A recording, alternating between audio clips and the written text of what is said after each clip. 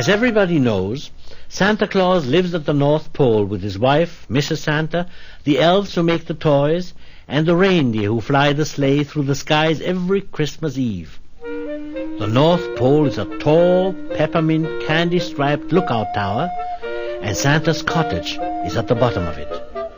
There is also a workshop where the elves make toys, and a barn for the reindeer. Santa Land is a wonderful place to live.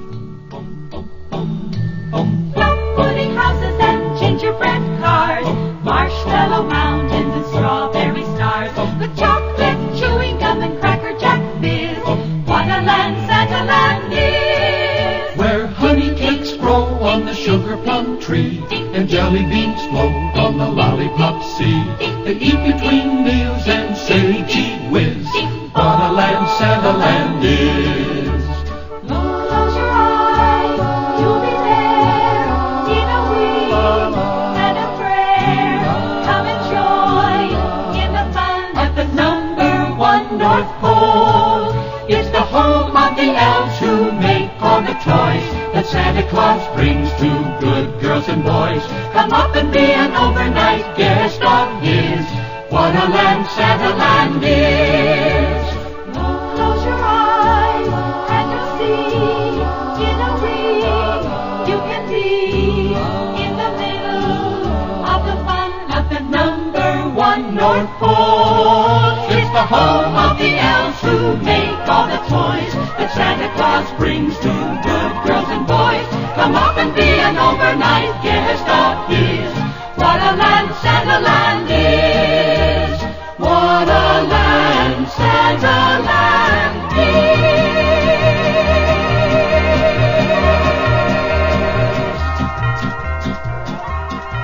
is! One evening, Santa and Mrs. Claus and the elves were having their dinner.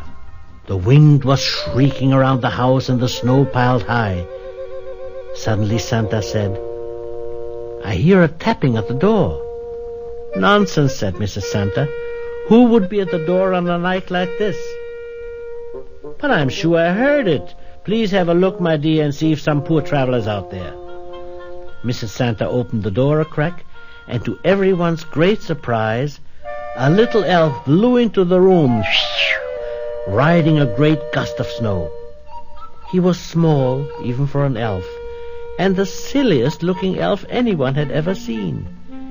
He was crusted with snow, shivering and half-frozen, and an icicle hung from the tip of his tiny nose. After he had thawed out before the fire and eaten a bowl of hot soup, Santa questioned him. Where did he come from? What brought him here to the North Pole in the midst of a blizzard? Who was he? What was his name? "Fenwick," he piped. "My name is Fenwick." He was the youngest in a large family, Fenwick went on. There were 7 brothers before him, all good, strong dwarfs. Fenwick was the 8th, and he was puny and weak. He was one more mouth to feed, and he always got what was left over, which wasn't very much. He tried to help his brothers with their work, but he couldn't even carry a pick and shovel, and after a while his brothers just plain ignored him. Fenwick realized he would have to go away and seek his fortune elsewhere. He wandered through fairyland looking for some place where he could be useful, but everywhere he tried the same thing happened. He met Rumpelstiltskin, who said he could use someone to help him spin straw into gold. When Fenwick tried, it turned into hay. He tried to join Rip Van Winkle's dwarfs, but he couldn't even lift one of their bowling balls, much less throw it.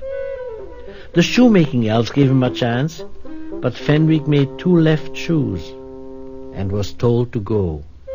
"Finally," said Fenwick, "I thought of Santa Land. It seemed to me there just must be room for one more elf. After all, they're busy all year round making toys." "So you'd like to be one of my elves?" Santa chuckled. "Yes, sir. If you would be kind enough to take me in, I would be most happy, for I love children. Besides, I can't think of any other place to try. This is my last chance." Santa turned to Snap, the elf who was foreman of the toy makers. "How about giving him a job, Snap?" "But he's had no experience in the toy-making line." "I can learn," said Fenwick, squaring his little shoulders, "and I'll work very hard." "Let's try him out," said Santa. "Besides, we can't just put him out in the storm again, can we?" "Oh, no, sir," Fenwick wailed. "Well, that's settled then," said Santa. "He'll start in the toy shop tomorrow." "Oh, thank you, thank you, thank you." "Goodness," said Mrs. Santa suddenly, "where will he sleep? There isn't a spare bed in the whole house." "Don't worry about me, ma'am. I can just curl up anywhere." "I can't have curled up elves cluttering up the place," said Mrs. Santa with a laugh. They finally decided to fix up a cozy corner for Fenwick in the barn with the reindeer. "Oh, that would be wonderful," exclaimed Fenwick. "I love animals." Santa looked at him. "You have a big heart for such a little fellow." "Yes, sir," said Fenwick. "I guess I love just about everything that lives."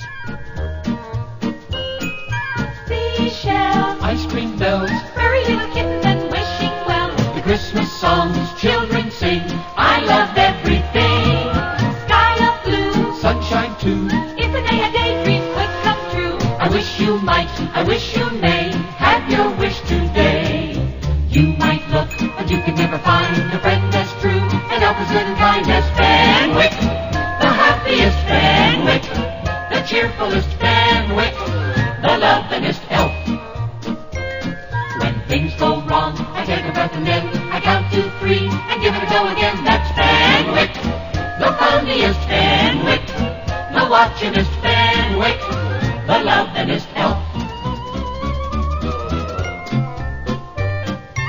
Doesn't matter who you are, everybody has a guiding star.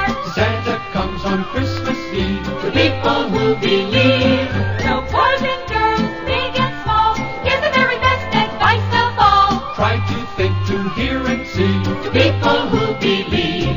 Yes, that's what makes a happy little elf, loving life, believing in yourself like Fenwick, the faithfulest Fenwick, the loyalist Fenwick, the lovingest elf. He's best friends with each and every one, and he plays fair. You'll have a lot of fun with Fenwick, the magicest Fenwick, the laughingest Fenwick, The funniest Fenwick, the watchingest Fenwick, the lovingest elf.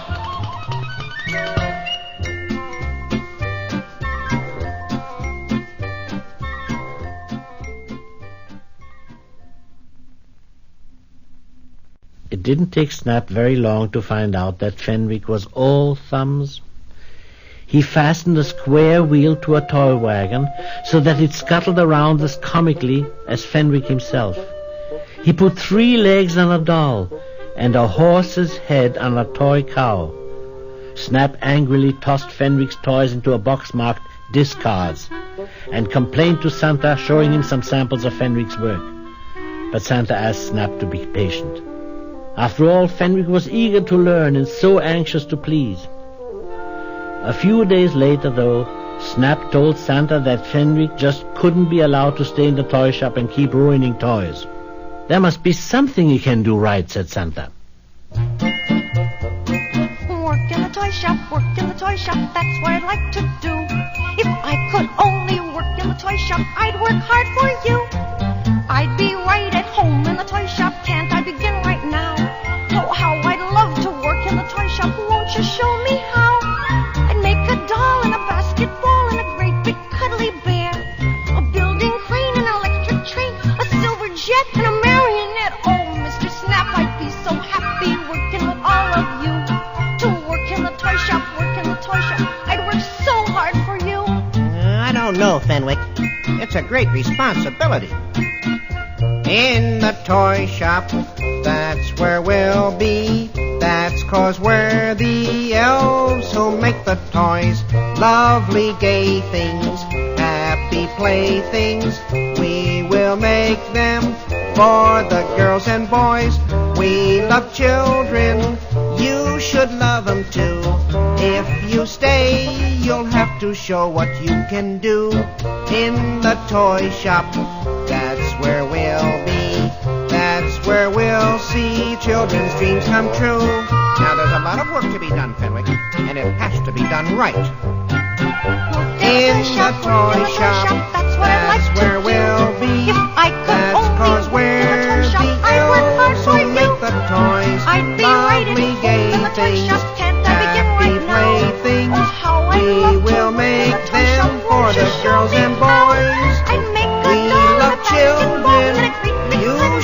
love them too. Building a If train you and a stay, electric train, you'll then have to we're show what shipping you a can do. Mr. In the Snappy, toy shop, Snappy, working that's all where of you. we'll be. To work in the toy That's shop, where work in the we'll toy see shop. I children work hard for you. Snap and the other elves voted that Fenwick had to go. Fenwick almost burst into tears when he was told this, not only because he had no idea where to go, but because he loved Santa and Mrs. Santa and the reindeer and Santa Land, and even the other elves. "Let me stay with the reindeers," he cried. "I can polish their antlers and keep the sleigh bells shiny. A little fellow like me can do lots of small jobs." "Very well," said Santa. He really didn't want to turn Fenwick out. "But stay out of the toy shop. We have enough funny-looking toys as it is." The night before Christmas, all the huge bags of toys were loaded into the sleigh. The reindeer were hitched up, prancing excitedly. Fenwick gave their antlers one more polish, and everyone gathered to wave Santa off on his journey. The great sleigh rose swiftly into the sky to the cheers of those left behind. In less time than it takes to say Donner und Blitzen, Santa reached his first stop. He chose an armload of toys from one of the sacks, slipped down the chimney, and spread them around the Christmas tree.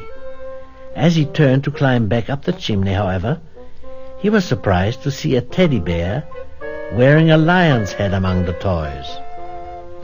Thought Santa, one of Fenwick's failures. He must have gotten into the bag by mistake. Well, no time to worry about it now. But when Santa found a fire engine painted green at his second stop, he sat down by the fireplace to think for a moment. Once maybe, but not twice, he thought. Snap and the others would never have let this happen. So there's only one possible answer.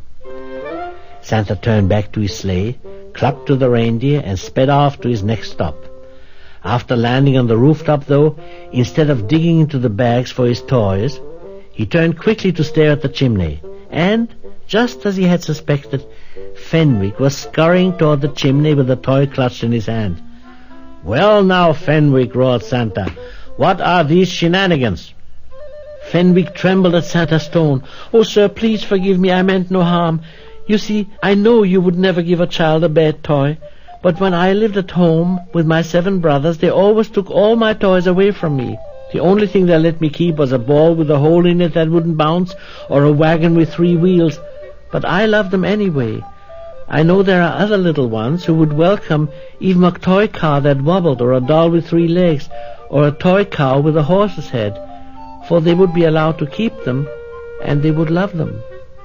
By the time Fenwick had finished, Santa's frown was gone.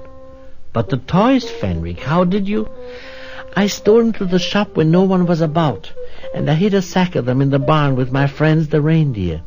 Then tonight, while you were choosing the toys to leave at each stop, I hurried down the chimney, left the toy, and followed you back up again. Then I jumped into my toy sack again." "Into your toy sack? Where is your toy sack?" "Oh, it's on that little platform in the back." "Behind the sleigh?" cried Santa. "Why, you silly little elf, you could have fallen off." "Oh, what's the use?" he shrugged, and opened his arms wide. Fenwick leaped into them. But the reindeer began stamping impatiently. "Excuse me, sir, the reindeer are getting restless," said Fenwick. He patted them and spoke to them quietly, and they calmed down at once. A thoughtful smile came over Santa's face. "You have a magic way with the reindeer, Fenwick." "That's because we love each other, sir." A tiny teardrop fell from his eye. "It's going to be hard to part with them." "Part with them?" "Yes, when the Christmas work is over, I'll have to find someplace else to live." "Oh, well," Santa smiled, "we'll see about that. Now let's away and deliver the rest of the toys, both yours and mine. And for goodness sake, come up here on the seat beside me where you'll be safe." Back in Santa Land on Christmas morning, when Fenwick walked in with Santa, everyone leaped to their feet and began talking at once. "Where have you been, Fenwick?" said Mrs. Santa. "We searched for you everywhere." "Everywhere," chorused the elves. "In the gingerbread house, under the lollipop trees, and even at the bottom of the wishing well." "We'll tell you about Fenwick's adventures later," said Santa. "Right now I have good news for you. Fenwick is going to stay with us. I have appointed him keeper of the reindeer. And Santa hung a big seal on a green and red ribbon around Fenwick's neck. Here is your official badge of office, Fenwick. Anyone with a heart as full of love as yours belongs in Santa Land. Fenwick was beside himself with joy. He hugged Santa, Mrs. Santa, and all the other elves. Now I must go tell the reindeer, he said. It had been a long and exciting night for the little elf. Soon he was fast asleep among his beloved friends, wearing a peaceful smile on his tiny little face and his badge of office as keeper of the reindeer over his great big heart.